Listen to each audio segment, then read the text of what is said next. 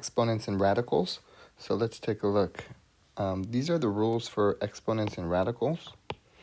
The first one is the multiplication, the product rule. When you're multiplying two powers, you're adding the exponents. When you're raising a power to an exponent, you're multiplying.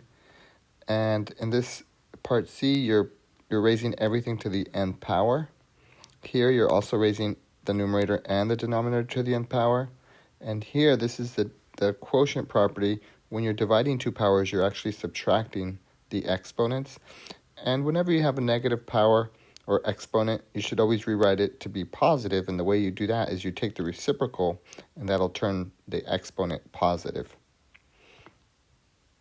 And same thing here. Since the exponent is negative, that means you're going to take the reciprocal of the base, and then the exponent becomes positive. So let's try some examples. So here, this is where we're going to apply the product rule because the bases are the same and we're multiplying. That means we're going to add the exponents. So it's going to be 2 to the 2 plus 3 power, which is 2 to the 5th, which is 32. The next one, since we're raising it to the exponent, that means you're going to multiply the 2 powers. So that's going to be 3 to the 8th, which is 6,561. The next one, well, here you could just raise 15 to the 3rd if you wanted to, or you can break that up into 3 times 5 to the 3rd, which now becomes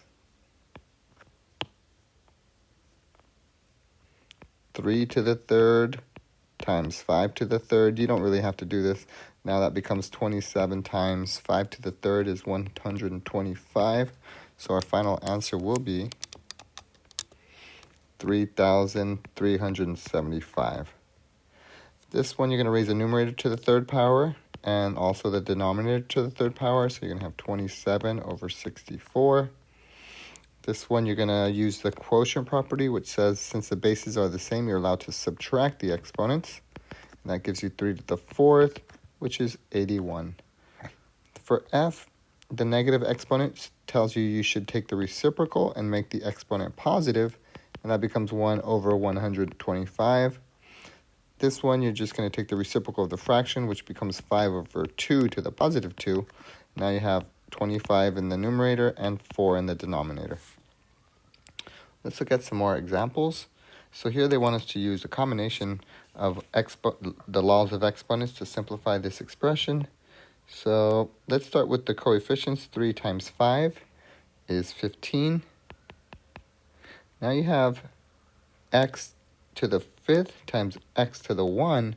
Since you're multiplying, that means you're going to add the exponent. So 5 plus 1 is 6. So that's x to the 6th. And same thing with the y's. Y to the 3rd times y to the 6th becomes y to the 9th. And we are adding exponents there. All right, for this example, we should raise everything to the 2nd power first. So if we do that, we should get 2 squared r to the 8th, s to the 2nd, times s to the 3rd, r to the 12th. And now we can go ahead and combine, 2 to the 2nd power becomes 4. And notice you could cross simplify. You can cancel out 2 s's. So let's cancel out 2 s's with 2 s's. That leaves us with 1 s. And over here we can cancel out 8 r's with 8 r's, and that leaves us with 4 in the denominator. So now we have 4 s to the 1st in the numerator over r to the 4th. All right, for this one, we can raise everything to the negative 2 power. So that just means multiply the exponent. So that would be u to the positive 8 and v to the negative 6. However, we're not allowed to leave a power with the negative exponent. So this term or this base must go to the denominator.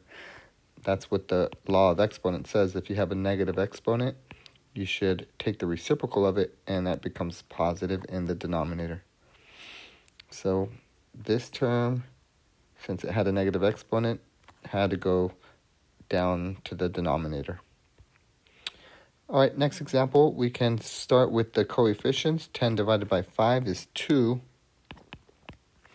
Here, you can do this, you can do the subtraction, the quotient rule, which is 3 minus negative 1. So that's 3 minus negative 1. You're going to have a double negative, which turns into a positive, so that's really going to be 4. We can simplify later. The next one is y, negative 5 minus 2. You always do the top exponent minus the bottom exponent. And so if we simplify, we're going to get 2x to the 4th, y to the negative 7. And similar to the previous example, this must go to the denominator and become positive. So final answer would be 2x to the 4th over y to the 7th power. This example, because of the negative exponent, that means we should take the reciprocal of the fraction first, and that becomes positive 3. And now we can raise everything to the 3rd power. So that would be 3 to the 3rd, v to the 6th, because we multiply in that situation, and u to the 9th. And that becomes 27 v6 u to the 9th power. Right, rationalizing denominators. So in math, there's a rule that says that you're not allowed to leave a radical in the denominator. So we have to rationalize it because this is irrational. And the way we can do that is you multiply the numerator and the denominator by radical 7. The numerator becomes radical 7. The denominator becomes radical 49, which is a perfect square. And that becomes 7. And that is our final answer. We're not allowed to cancel these because this one is under a radical and this one is not. So notice that there is no longer a radical in the denominator, and that's why it's rationalized. When you have a higher index like a 3 or a 4, then it doesn't work the way this would work. You have to multiply top and bottom by a cube root, and because you want to eliminate the radical sign, that means you need a total of 3 x's, x cubed.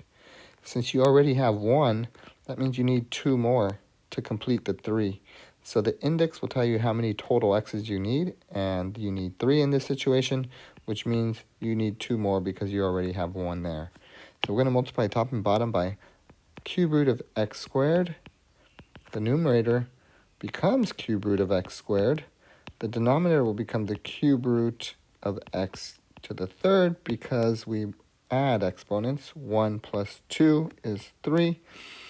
And these end up eliminating each other out. And so that's how we get the radical to disappear from the denominator.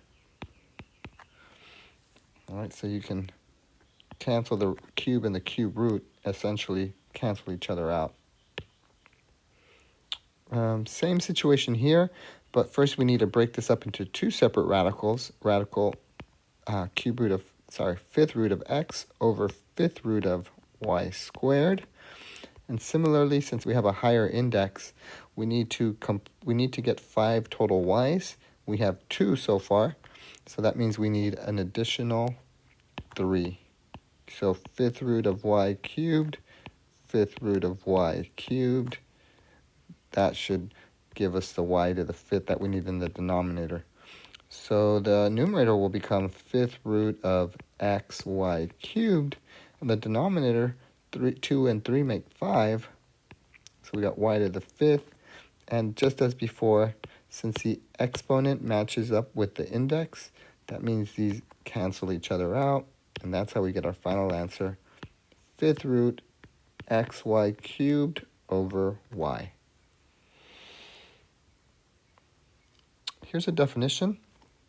It says that you can rewrite a rational exponent as a radical.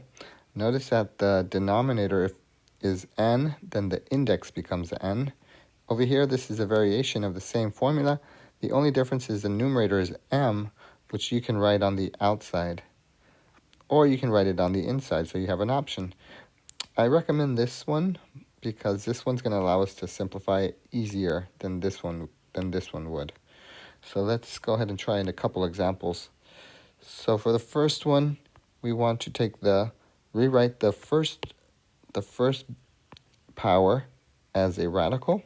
So if we do that, we're going to get negative 27. The denominator tells you the index, and then the numerator tells you which exponent to raise it to. Similar with the next one. However, this has a negative exponent, so we need to take the reciprocal of that. So that would become 1 over square root of 4, and all that to the 5th power. Notice it becomes positive because we took the reciprocal. This is now a positive 5 over 2. 5 is on the outside. 2 is the index. Now we can simplify these. So the first radical, the cube root of negative 27 is negative 3. Because negative 3 cubed is negative 27. And if you raise that to the 2nd power, because of the 2 there, you have to keep it there. The next one becomes 1 over the square root of 4 is 2, and then you got 2 to the 5th. So we end up with positive 9 times 1 over 32, which is 9 over 32. Is the final answer there. Okay, this next one, first thing we should do here is raise everything to the 2nd power. So that's going to become 2 squared. X to the 4/3, when you multiply 2/3 times 2, over y to the 1, because the 2's end up canceling there. 1/2 times 2 is just 1. So we do, for the second fraction, I would rewrite this in the denominator because it's a negative exponent, so we can rewrite that as 3 over x to the positive 5/6, y to the 1/3. So I took this to the denominator because of the negative exponent. All right, and now we can multiply. So we got 4 times 3 is 12. Okay, notice you have this in the numerator and this in the denominator, so we can use the subtraction rule, or the quotient rule, which says subtract the top exponent minus the bottom exponent. And over here, because these two are both in the denominator, we can simply add those because we're multiplying.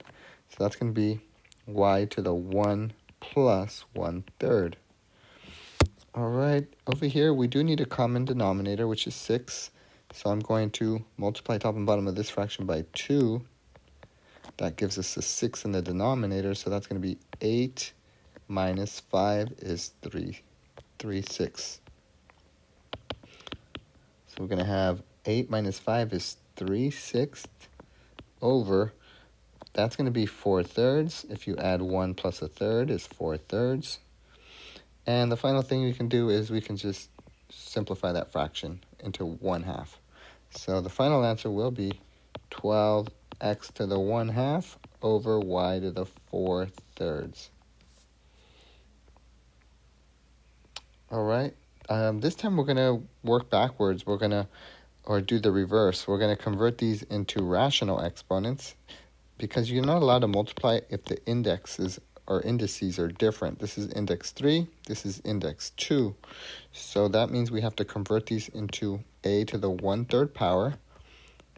And I'm just using the same definition, this one down here, to do that. Or you may have to use this one.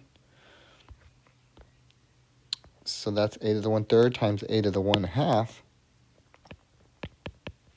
which means we add exponents. So 1/3 plus 1/2 is, well, you may have to do some scratch work over here on the side.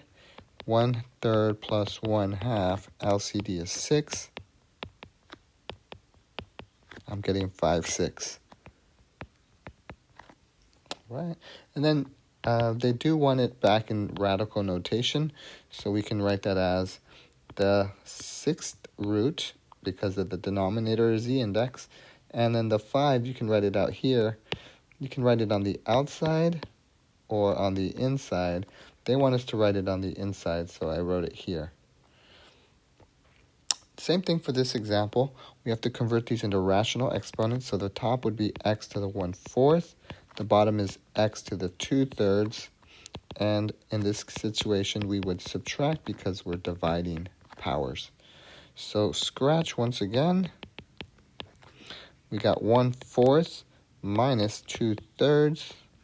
LCD is 12. So that's going to be times 3 here, times 2 there. Nope, sorry, not 2. Times 4, I meant to say. And so we end up with 3 minus 8 is -5. So we're going to end up with a negative exponent, x to the -5/12. And we cannot leave our answer in that way, in that form, so we have to write it as x 1 over x to the 5/12, the reciprocal. And lastly, you have to convert it to radical notation, which is going to be the 12th root of x to the 5th power. And in this situation, we don't have to rationalize the denominator. They're not asking us to do that. So that would be our final answer.